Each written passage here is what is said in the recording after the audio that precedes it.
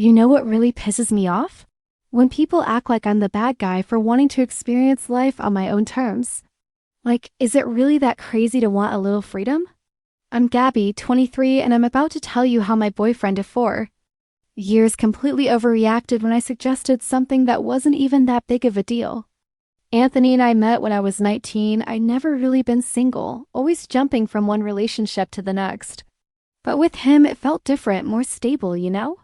We moved in together after 2 years, and everything was going according to plan. Then COVID hit, and we were stuck in our tiny apartment, driving each other nuts just as things were getting back to normal. I got a serious brain concussion in a car accident that basically kept me bedridden for over a year. I'm not gonna lie, Anthony was there for me through it all. He'd work all day, then come home and take care of me, make dinner, help me to the bathroom when I could barely walk. The whole thing, I know that sounds amazing, and it was, but also it was suffocating. By the time I started feeling better, I realized I'd spent my entire early 20s either in a relationship or literally confined to our apartment. I hadn't lived at all. So when I finally recovered enough to function normally, I decided I needed to go on a solo trip. 3 months backpacking across Europe, something I'd always dreamed about. Anthony was supportive at first, saying I deserved to have some fun after everything I'd been through. He even helped me research destinations and hostels. But then I brought up what I thought was a perfectly reasonable suggestion. I'd been thinking. I said one night while we were making dinner, what if we had like an open relationship while I'm away? His face immediately changed. What? I've never been single as an adult, I explained. I've always been in relationships. I'm not saying I want to break up. I love you, but this might be my only chance to experience what it's like to be on my own without, consequences. Anthony stared at me like I'd suggested we rob a bank. Are you serious right now? You want permission to cheat on me? It's not cheating if we agree to it, I said, rolling my eyes. And it goes both ways. You could hook up with people too. I don't want to hook up with other people, he said. Do you?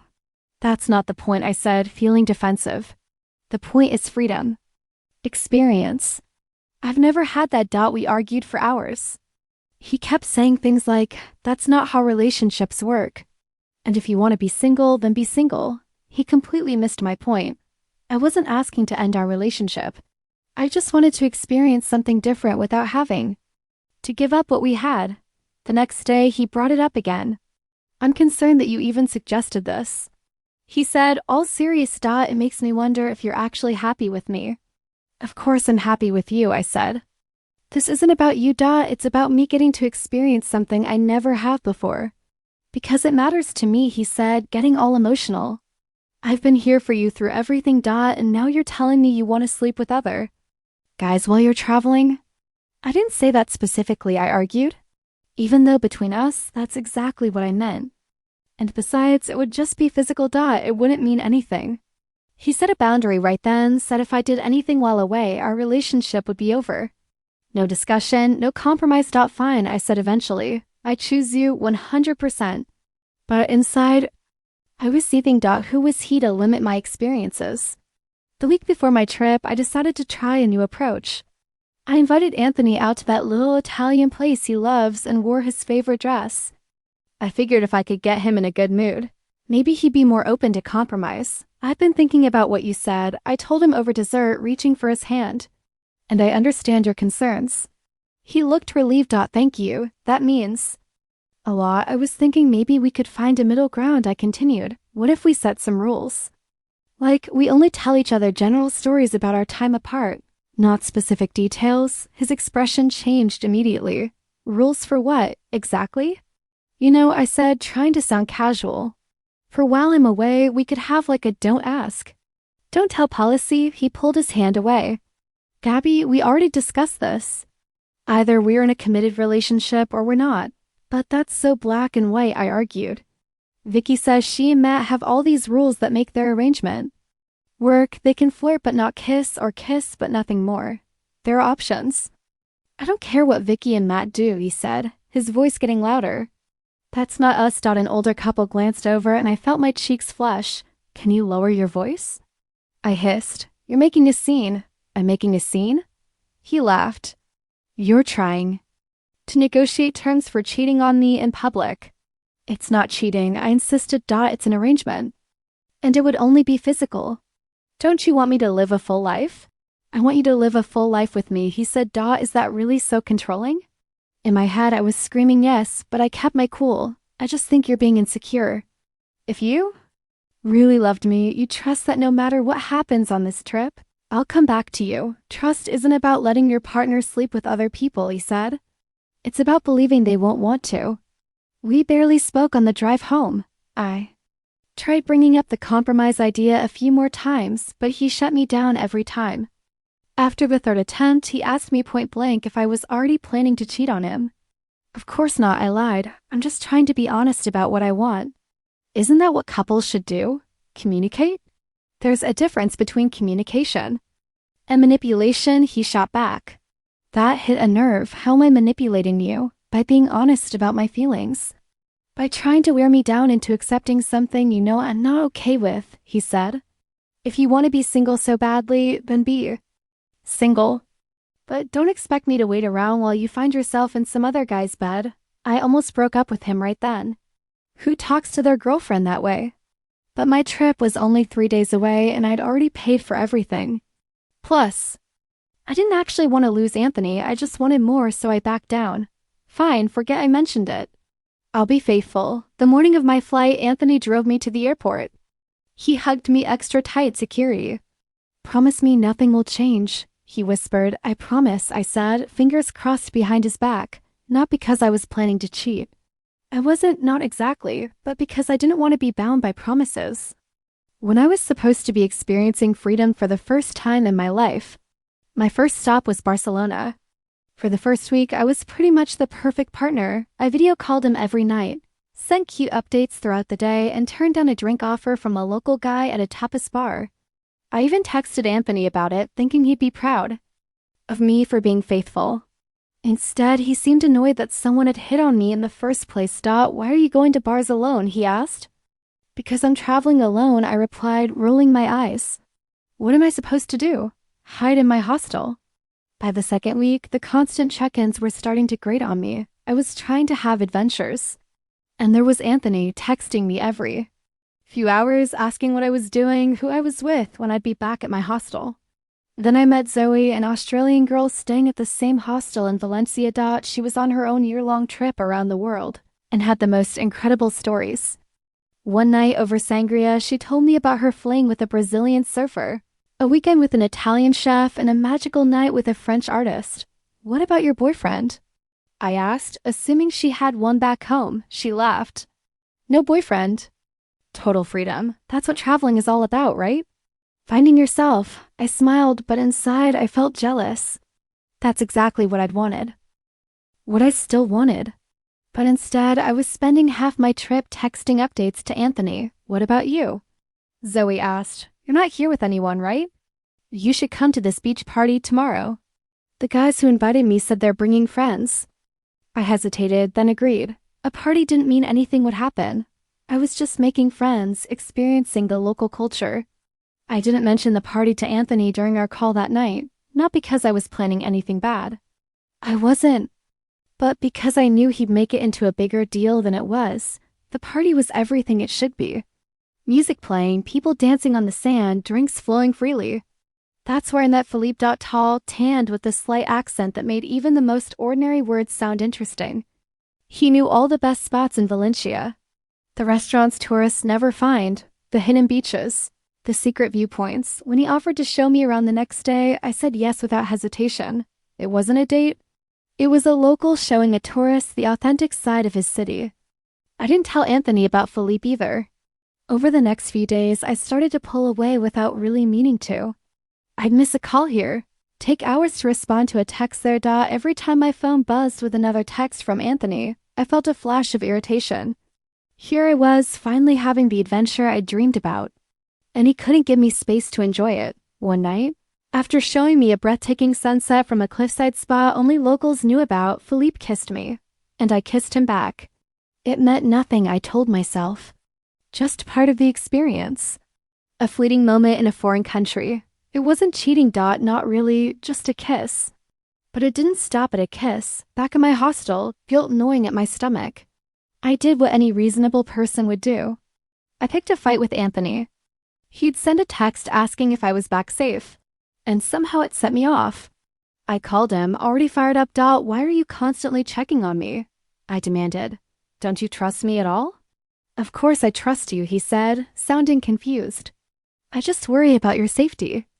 I'm not a child, Anthony. I can take care of myself. We argued for almost an hour. I said things I didn't mean. Brought up old fights. Accused him of trying to control me. By the time we hung up, we were both angry, and I felt relieved. Like I'd created enough of a distraction that he wouldn't suspect anything about Philippe. The next day, when Philippe texted asking if I wanted to go to a wine tasting, I said yes without hesitation.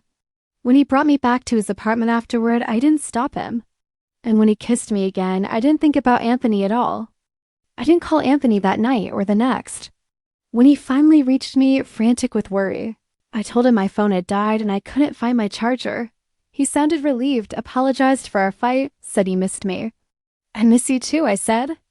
And in that moment, I almost meant it. Almost. For the rest of my time in Valencia, I lived a double life. With Anthony, I was the dutiful girlfriend, sending safe updates about tourist attractions and local food. With Philippe, I was someone else. Entirely carefree, adventurous, unburdened by promises or guilt. I told myself what Anthony didn't know wouldn't hurt him, that I'd leave this all behind when I moved on to my next destination, that it didn't count if it was in another country. The night before I left Valencia, Philippe asked for my number, said he wanted to keep in touch. I gave it to him even though I knew I shouldn't, even though I planned to block him as soon as I was on the train to my next destination. But I didn't block him. And when he texted me photos of our spot by the cliffs saying he missed me, I texted back. When he suggested meeting up in Barcelona before I flew home, I didn't say no. Meanwhile, Anthony was planning his visit, 2 weeks with me in Italy, the final stop on my trip. He sounded excited on our calls, talking about all the places we'd go together. I tried to match his enthusiasm, but all I could think about was how I'd managed to keep my secret from him. My next few weeks were a blur of cities, sights, and increasingly elaborate lies. I'd tell Anthony I was tired from sightseeing when really I was hungover from nights out. I crafted a sanitized version of my trip for him, one where I was always alone, always thinking of him, always counting the days until his visit. As his visit approached, I began to panic. What if he somehow found out? What if Philippe texted while Anthony was with me? The web of lies I created suddenly seemed fragile. I considered coming clean. Just once, late at night in a Paris hostel, I drafted a text telling him everything. But I deleted it before sending. The thought of losing him was too much to bear. 3 days before Anthony was set to join me in Rome, Philippe texted again. He'd found cheap flights to Rome. He could come see me, he said, just for a day or two before my boyfriend arrived. I should have said no immediately. Instead, I hesitated. Told him I'd think about it. Before I could reply, another message came through. This one from Anthony. A simple, sweet note saying he couldn't wait to see me. That these 3 months had been the longest of his life, but he was proud of me for taking this journey. Shame washed over me. I looked at the 2 messages side by side. Felipe's suggestion of one more secret meeting. Anthony's declaration of pride and love. For the first time since Valencia, I saw my actions clearly. I blocked Philippe without responding. Then I stepped onto my hotel balcony and cried. The crying didn't last long. By evening, I convinced myself that blocking Philippe was enough, a clean break. A fresh start. Anthony would arrive in 3 days, and we'd pick up where we left off. He'd never know what happened. I spent those days deep cleaning my social media, deleting conversations, untagging myself from photos. I built a version of my trip that Anthony would approve of, erasing all traces of the real one. When Anthony's plane landed, I was waiting at arrivals with a nervous smile. I ran into his arms, kissing him with what I hoped looked like unrestrained joy. I missed you so much, I said. And that wasn't a lie. Part of me had missed him. Missed the safety and comfort of our relationship. Not as much as I missed you, he replied, holding me tight. For a moment, I let myself believe everything would be okay. That we could move past this without him ever knowing. But I'd gotten good at lying over the past months. I kept my balance that first day. And the next, showing Anthony around Rome with rehearsed enthusiasm, answering his questions about my trip with carefully edited stories. I thought I was pulling it off. I really did, until I wasn't. 5 days into Anthony's visit, my phone lit up during dinner. We were at a little trattoria near the Colosseum, sharing a bottle of wine, holding hands across the table like the perfect couple we were pretending to be. The notification was just a preview, enough to show Felipe's name and the first few words. I know you blocked me, but I had to try one more. Anthony saw it before I could grab my phone. I watched his face change as he read the name, the message. Watched confusion give way to suspicion, then hurt. Who's Felipe? He asked, his voice eerily calm. Just someone I met traveling, I said, aiming for casual but landing somewhere around terrified. A local who showed me around Valencia, I thought. He was just being friendly, but he got weird and started texting too much. So I blocked him. For a moment, I thought Anthony might believe me. He nodded slowly, took a sip of his wine. So if I look at your phone right now, that's all I'll find. Just innocent tour guide texts that got weird? My heart dropped. You want to look through my phone? Don't you trust me? I did, he said quietly. But you're acting really strange right now. Because you're interrogating me in the middle of dinner, I protested. This is exactly what I was talking about before my trip, you being controlling and insecure. Let me see your phone, Gabby. No, that's an invasion of privacy. What are you hiding? Nothing, I just have a right to privacy. Our voices were getting louder. People at nearby tables were starting to stare. Anthony took a deep breath, visibly trying to calm himself. Okay, he said finally, you're right. You have a right to privacy. So let's talk about something else. Tell me about Valencia. He didn't share many photos from there. It was a trap and I knew it. But what choice did I have? I launched into my pre-prepared stories about Valencia. The tourist version, the safe version. I was halfway through a boring anecdote when Anthony's phone chimed. He glanced at it, then looked up at me with such pain in his eyes that I knew immediately what had happened. Funny thing, he said, his voice shaking slightly. I just got a message from someone named Zoe. She says she met you in Valencia and has been trying to reach you. Says she has information about you and Felipe she thinks I should know. My blood went cold. Zoe? How did she even know about Anthony, let alone have his number? She says you two talked a lot about me, Anthony continued. She says you showed her pictures, told her all about us. About how controlling and insecure I was for not wanting an open relationship. About how you were going to live your life anyway, because what happens in Europe stays in Europe. I couldn't speak, couldn't breathe, couldn't do anything but stare at him as my carefully constructed lies collapsed around me. She says she felt guilty, Anthony went on. Says she encouraged you at first but didn't realize how serious we were. Didn't know I'd been there for you through your concussion. That we lived together. That we had plans. She found me on your Facebook and thought I deserved to know. Anthony, I finally managed. It's not what you think. What did you do, Gabby? He asked, his voice barely above a whisper.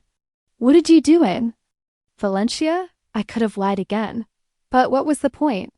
The truth was catching up to me. It was just physical, I said, tears streaming down my face.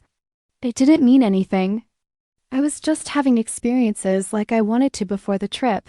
If you had agreed to the open relationship like I asked, this wouldn't even be an issue. His face hardened. So this is my fault? You cheated on me because I wouldn't agree to let you cheat on me? I didn't cheat. I mean, yes, technically, but it wasn't about you. It was about me experiencing life, having freedom after being trapped for so long. No, he said, standing up. I don't understand betraying someone who loves you. I don't understand lying for months. I don't understand blaming your partner for your choices. He threw some euros on the table for our unfinished dinner and walked out. I ran after him crying, causing a scene in the middle of a Roman street. Anthony, please. It was a mistake. It won't happen again. He stopped, turned to face me. You're right about that. It won't happen again. We're done, Gabby. You can't just end things like this after 4 years? After everything we've been through? You ended things, he said. You ended things the moment you decided to lie to me, to betray me, to blame me for your choices. I'm just making it official. He walked away then. And this time I didn't follow. I stood in the street, tears streaming down my face, watching the best thing in my life disappear around a corner. I spent that night alone in our hotel room, alternating between sobbing, sending desperate texts that went unanswered and raging at how unfair it all was. Yes, I'd made a mistake, but did that really erase 4 years of history? Did Anthony have to be so dramatic, so unforgiving? I woke up hoping he'd have calmed down, that we could talk rationally, but there was nothing. No calls, no texts, no Anthony. Just a notification that he'd changed his flight and would be leaving Rome that morning. I went to the airport, thinking maybe I could catch him, explain better, make him understand. But his flight had already departed. He was gone the last 2. Weeks of my trip passed in a blur of misery. I couldn't enjoy anything. Not the sights, not the food, not the freedom I'd supposedly wanted so badly. All I could think about was what I'd lost, and for what? A few meaningless hookups with a guy whose last name I couldn't even remember? When I finally flew home, I was certain Anthony would be there, that we'd have a big, dramatic reunion, that he'd forgive me, that we'd move past this. That's how these stories were supposed to end, right? But Anthony wasn't at the airport. He wasn't at our apartment either. His things were gone. Clothes, books, the weird collection of vintage video games he loved. All that remained were the things we'd bought together. The life we built, now half empty and hollow. I called him, texted him, emailed him, nothing. I tried his friend Brian, who answered coldly that Anthony didn't want to talk to me. I asked where he was staying, and Brian laughed. He's not hiding, Gabby. He moved out, got his own place, started over. You should do the same. I couldn't believe it was really over, not after everything, not without a proper goodbye. Not without a second chance. As days turned to weeks, reality began to sink in. Anthony wasn't coming back. Our relationship, our plans, our future, it was all gone because of one stupid mistake. Because of my selfishness. Because I thought I could have it all without consequences. 3 months after returning home, I ran into Brian at a coffee shop. I asked about Anthony, hungry for any information. He's good, Brian said, his tone making it clear this conversation would be brief. Really good, actually. Got a promotion, started seeing someone new. Seems happy. The words hit me like physical blows. Anthony was supposed to be devastated without me. He was supposed to be miserable, waiting for me to win him back. Instead, he'd moved on completely. Who is she? I asked, unable to help myself. Brian shrugged. Just someone he met through work. She seems nice, normal, trustworthy. The emphasis on that last word was unmistakable. 6 months after returning from Europe, I was still living in the apartment we'd once shared, still working the same job. Still single, but everything had changed. I had no real friends left. My family, while supportive, clearly thought I'd made my own bed. Meanwhile, through social media breadcrumbs and unwilling updates from mutual acquaintances, I'd learned that Anthony was thriving, new apartment in a better neighborhood. Promotion at work. Still dating the same girl, apparently getting serious. Weekend trips, dinner parties, like a life that looked bright and full without me in it. And I'd wanted freedom, experiences, a chance to find myself. Instead, I'd lost the only person who truly knew me, who'd stood by me through the darkest year of my life. And for what? Memories I couldn't even enjoy because they were tainted with regret. The worst part wasn't the loneliness or the regret or even seeing Anthony move on. The worst part was knowing, deep down, that I had no one to blame but myself. I'd made my choices. I'd lied, cheated, manipulated. I'd broken something precious and irreplaceable. It's not fair, I whispered to my empty apartment. One mistake shouldn't erase 4 years, but it wasn't one mistake. It was 100 small choices. 1,000 little lies. It was putting my desires above our relationship, my freedom above his.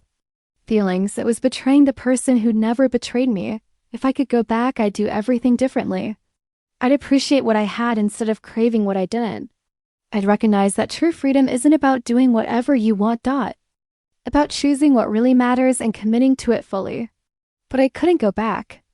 All I could do was move forward alone, carrying the weight of what I'd lost. What I'd thrown away. I'd asked for an open relationship before my solo trip. He'd said no, so I called him insecure. Turned out, he wasn't insecure at all. He simply knew his worth. And now, so did I, far too late.